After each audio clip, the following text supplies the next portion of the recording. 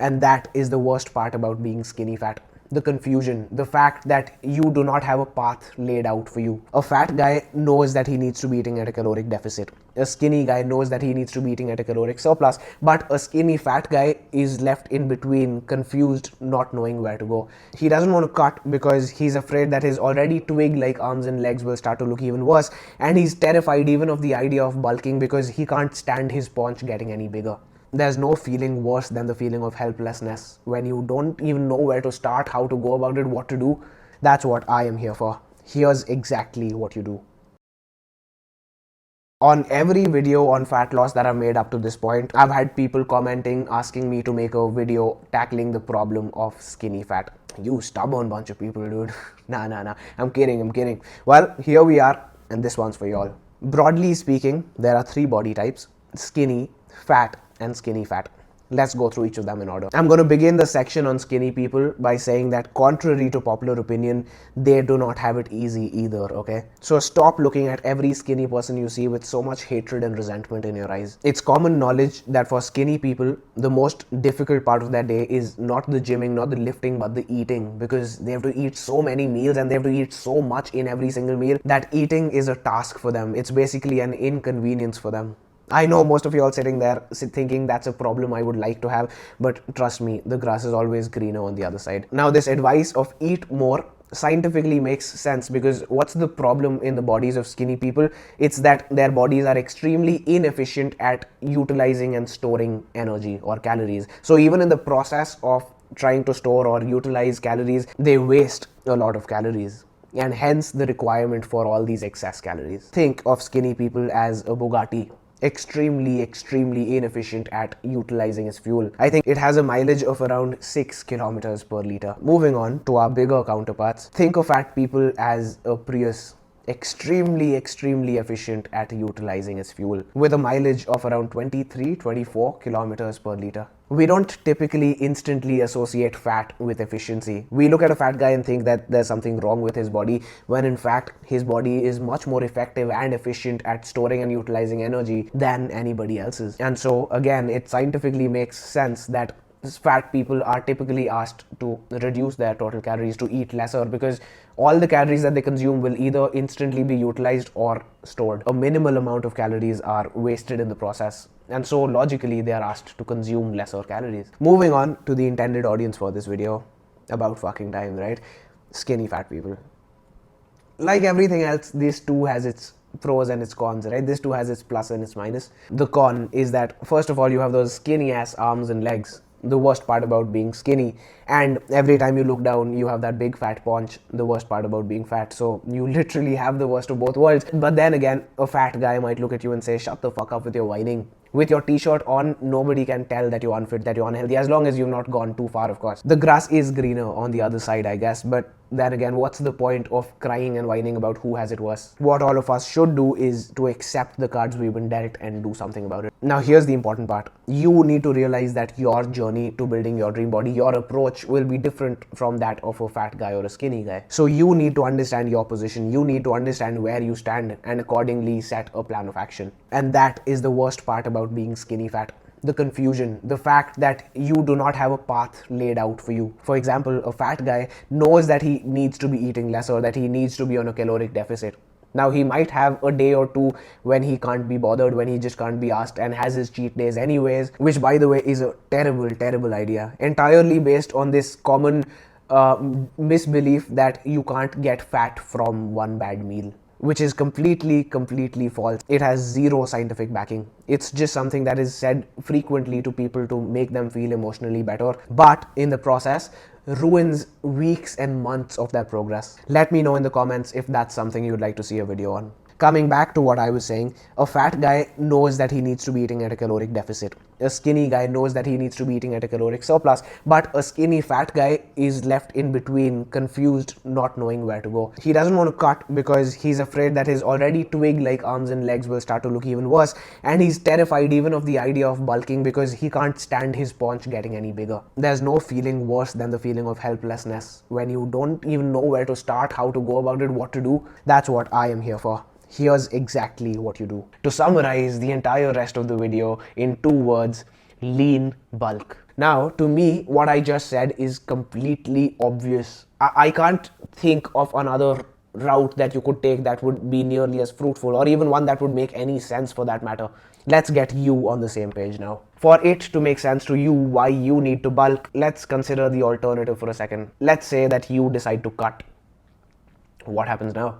First of all, I hope you already know this, that spot reduction is a myth, that you cannot spot reduce fat. So all these videos that you see on how to reduce belly fat or how to reduce any fat from any particular part of the body, I haven't seen a single one of them, but I tell you, all of that is fucking bullshit. Scientifically, there is no way to spot reduce fat. Think of fat as a layer over your entire body, right? Think of plastic wrap, if that's what you need to understand this, but it's a layer over your entire body. That so when you lose fat, it reduces from all over your body, from everywhere. You cannot just reduce your belly fat. So as I was saying, you go on a cut and you decide to, so you're on a caloric deficit, and so what happens over the next few weeks to months? Number one, your arms and your legs are going to start looking even more skinny and even more pathetic. And number two, you are probably going to retain a good amount of your tummy fat for a significant period of time. And more time on a caloric deficit while risking your arms and your legs getting even skinnier is exactly what you cannot afford to do. Okay, moving on. Here's another concept for you. It's impossible to not lose lean body mass or muscle mass on a caloric deficit. Here's some science for you. If optimal conditions are met, I'll tell you about what the conditions are. There are two conditions, both of which I want to rant on for a bit, so just give me a minute for that. So if these conditions are met, hypothetically, in best case scenario, optimally, ideally, you would lose 20% muscle mass for every kg dropped. So let's say you drop 5 kgs on the scale, that's 1 kg of lean body mass lost. In your current condition, is that something that you would really want to do? Bro, even I wouldn't want to lose a kg of... Damn, dude. Bro, biceps looking fuck. Bro, do you see that peak on top of my bicep? Dude, see that baby bicep popping on top of the daddy bicep? Okay, wait, what was I talking about again? Yeah, we were talking about optimal conditions. So, two conditions that need to be met for this optimal scenario. Number one, sufficient protein intake. Do not even try to tell me that you're eating sufficient protein. Are you fucking serious? If you're a guy who's under 30 years of age and are on a caloric deficit and want to retain as much muscle as you possibly can, you need to be eating anywhere between 2.2 grams to 2.4 grams of protein per kg of your body weight. Let's say you're a 70 kg guy. Wait, I've never been good with math, dude. Give me a second. 70, and let's take the average 2.3, okay, 2.3 grams per kg. That's 161 grams of protein you need to be eating every single day. You're not eating enough protein, but that's a rant for another day. That's a rant for another video. Moving on. Number two, exercise. Wait, did I say earlier that the single worst thing that you can do in your position is to cut? I take that back. That's the second worst thing you can do. The single worst thing that you can do in your position is to not lift weights. Bro, what the fuck? Like, you are the one person who does not have the right. Okay, I'll not say this to them, but the skinny people and the fat people can still, like, they shouldn't, but they still can get away with not working out. Skinny guys, let's be honest, dude, being skinny is still kind of in fashion, okay? Like, especially if you're a late teenager or in your early 20s, you can still get away with being skinny.